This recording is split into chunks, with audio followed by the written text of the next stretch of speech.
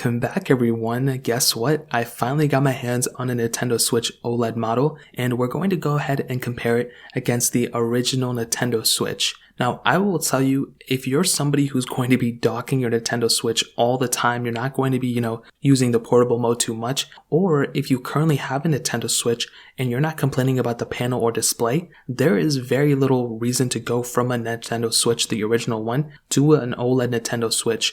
The main difference really is the panel itself. There's no really performance gains, there's nothing really crazy like that, so you are pretty much getting the same exact console. Now obviously there's a little bit of difference on the dock itself as well, and it is a bigger console a little bit with that panel, which is really beautiful, but overall you're pretty much getting the same thing, so that is a massive thing to keep in mind. I still have the Nintendo Switch. I have all the Nintendo Switches and I love them a lot. I'm a huge fan of all these Nintendo Switches, but I will tell you, with the Nintendo Switch, the original one, this is the Mac Daddy of all Nintendo Switches.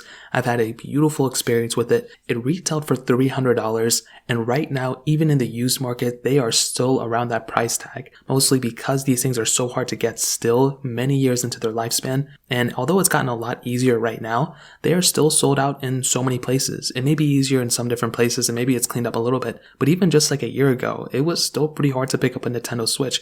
Even a Switch Lite, which was pretty insane. Now with the Nintendo Switch, you still have the TV mode, you have tabletop mode, and you have handheld mode. So those are the same exact modes as the Nintendo Switch OLED model. Now there is a little bit of a design change with the OLED model. So with the panel up front, the original Nintendo Switch had a 6.2-inch LCD panel. So it wasn't that bad when it first came out, and it was almost like cherry on top, because it was the at-home console that you can dock up and play on your TV, but you can also take it on the go with you. It's the same console, so that was like a cherry on top. Now since then, the OLED model is a little bit bigger, so it's the 7-inch OLED screen, and that panel is actually much better than the original Nintendo Switch's panel. I mean, the original Nintendo Switch panel, it really wasn't amazing, but that OLED model has really changed up the game. It really is a big difference, and I'm not even just saying that. Anytime going from anything from OLED to an OLED panel, you're always going to get a better experience. Even with iPhones, the iPhone 11 was an IPS panel. The iPhone 12 was actually a OLED panel, and it was definitely a world's different, to be honest.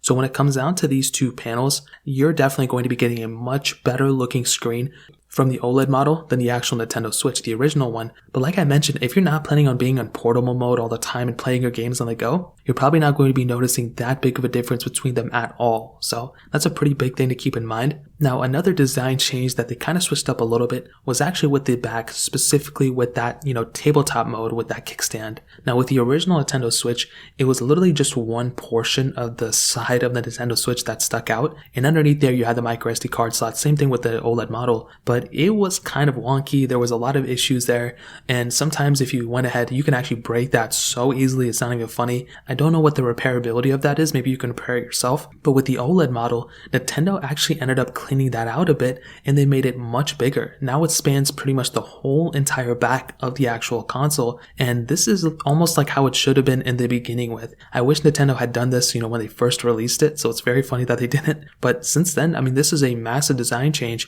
and if you do a lot of tabletop mode and do a lot of gaming that's, on your tabletop and a table or something, you're definitely going to be getting a solid experience from that Nintendo Switch. So like I mentioned, this is another huge asset for picking up something like a Nintendo Switch OLED model. It's because of that new kickstand. So like I mentioned, so if you're planning on doing that, you're definitely going to be getting a much more solid experience on that. But it is $50 more than the original Nintendo Switch. So if you already have a Nintendo Switch and you're planning on buying one of these brand new, I'd probably just recommend picking up the OLED Nintendo Switch, mostly because it's only $50 more. It's not like it's not like $300 more or anything like that. And Nintendo knows this too, because they're probably going to announce a new Nintendo Switch probably like 2 or 3 years from now. So if you can wait it out, that'd be great. But if not, that OLED model is a great little addition for sure. Now, another very interesting thing between these two is actually the battery life, or similarity of it. With the Nintendo Switch, the original one, Nintendo says and advertises that it's 4.5 to 9 hours of, actual gameplay. But with something like the Nintendo Switch OLED model, Nintendo states that it's the exact same, battery life between them.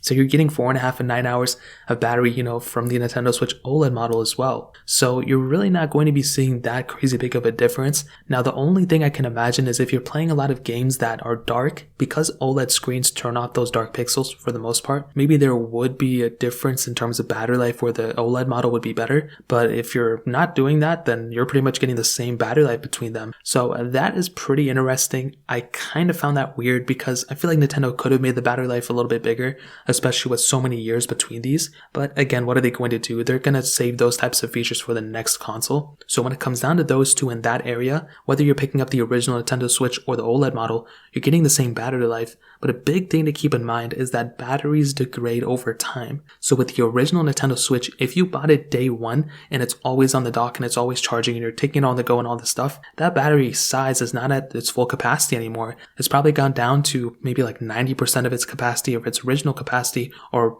most probably even less than that. I know my original Nintendo Switch that I have, that battery life for some reason isn't as good as my Nintendo Switch Lite, even though Nintendo advertises that battery life is better than the Switch Lite, but it's because my original Nintendo Switch, that battery size has gone down. So if it was at 100, it would probably be better, but because it's probably at like 60% now, it's a little bit different. So if you're comparing brand new, definitely the OLED model and the Switch are going to be the same. But if you're not comparing a brand new and you have a used one, definitely the OLED model may be a little bit better there. Now on top of that, another cool little feature of the OLED model is that you do have twice the amount of internal storage as the original Nintendo Switch. So again, if you're somebody who wants to go ahead and purchase something like, a micro SD card slot, or you're planning on maybe not only using a couple of games, you could be perfectly fine with the OLED model. And that in and of itself could justify that extra $50. Instead of you buying a 32 gigabyte, micro SD card slot, you could just buy the OLED model Nintendo Switch, maybe save some convenience. Maybe you could still buy a way cheaper micro SD card slot with way more storage for less than $50,